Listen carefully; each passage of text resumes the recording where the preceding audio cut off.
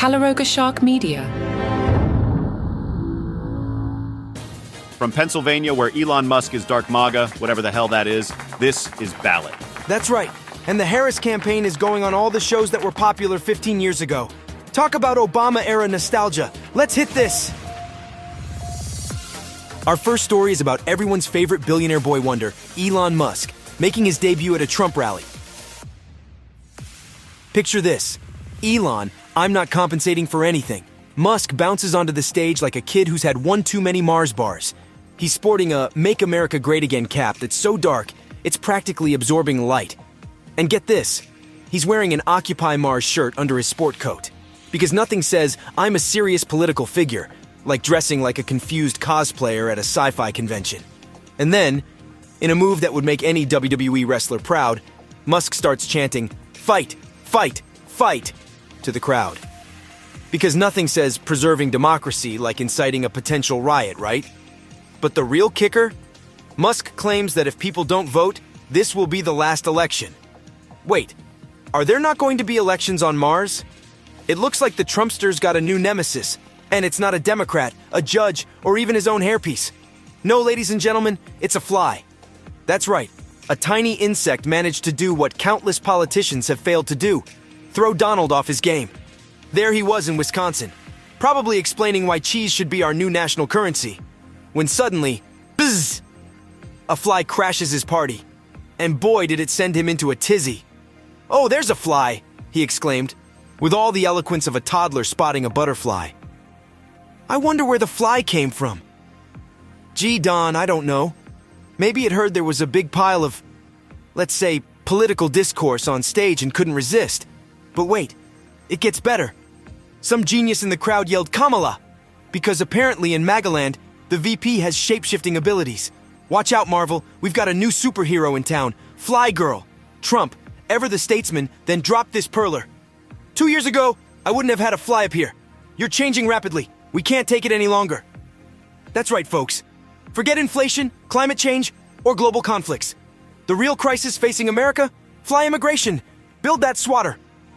Meanwhile, over at MSNBC, Katie Fang astutely observed that this is not normal.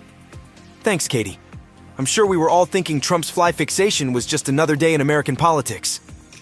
But let's not forget the OG of political fly encounters, Mike Pence. Remember when a fly landed on his head during the VP debate and stayed there so long, we thought it might file for residency? I guess flies just can't resist the sweet smell of Republican hair product. Meanwhile, Vice President Harris, or as Trump supporters know her, she who must not be named, was at the border vowing to fix our broken immigration system. Maybe start by hiring some of those hard-working flies, Kamala. They seem pretty good at crossing borders undetected. Harris is finally emerging from her media hibernation, and boy, has she picked some hard-hitting venues for her grand re-entry into the public eye. First up, we've got The View, because nothing says serious political discourse, like arguing with Whoopi Goldberg over hot topics. Then it's off to Howard Stern's show, which everyone stopped listening to like 10 years ago. Maybe her campaign thinks it's 1994. Maybe she can appear on AOL. I'm sure we'll get some deep insights into Harris's foreign policy. Or maybe just her favorite position on international relations, if you know what I mean.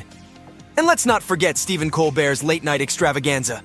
I'm sure he'll grill her with tough questions like, how does it feel to be so awesome? And can you believe how orange Trump is? Hey, at least I'll have material all week. Thanks, Kamala. But wait, there's more. Governor Tim Walz is gracing Jimmy Kimmel with his presence. I'm sure Kimmel will ask all the burning questions like, how do you get your hair to look so gubernatorial? Maybe Walz can go on with the Hawk Tuah lady. Joe Biden, remember him? Don't worry, he doesn't either. It looks like our commander-in-chief decided to take a little detour from his usual schedule of forgetting where he is to attend a wedding in South Bend. President Joe Biden and First Lady Jill Biden graced the hallowed halls of Notre Dame with their presence. Now, you might be thinking, Mac, surely the President of the United States travels in style? Well, hold on to your hats, because Biden decided to downgrade from the usual 747 to a 757. I guess he's trying to relate to the common folk by flying in a slightly smaller private jet. How considerate. One lucky spectator. Lisa Woodcox gushed about seeing the plane land and the motorcade leave. She said it's something she'll probably never see again in her lifetime. Well, Lisa, I hate to break it to you, but there are these things called airports, where you can see planes land all day long. It's wild stuff. Hold on to your dentures because Grandpa Joe just crashed the press briefing like it was bingo night at the retirement home.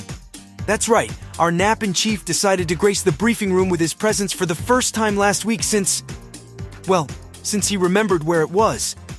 Now, you might think Biden was there to discuss important matters of state. But no, he was there to remind us that job numbers are what job numbers are. Thanks for that profound insight, Mr. President. I was worried they might be unicorns or magic beans. When asked about the Middle East conflict, Biden suggested Israel consider alternatives to striking Iranian oil facilities.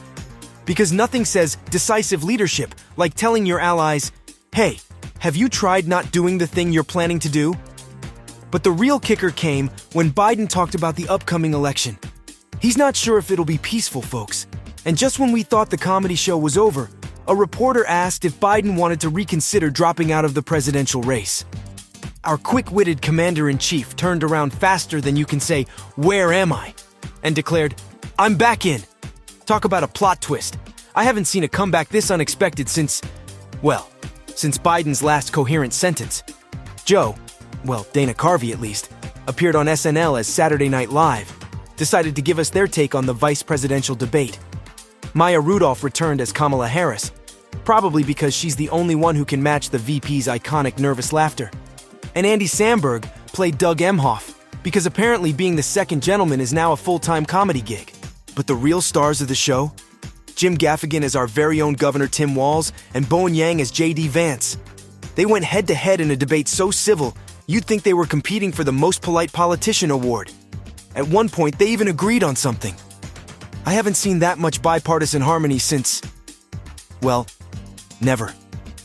And just when you thought it couldn't get any better, Dana Carvey stumbled in as President Joe Biden, managing to get ice cream all over himself and Kamala. Portions of today's program we made with the help of AI and SNL.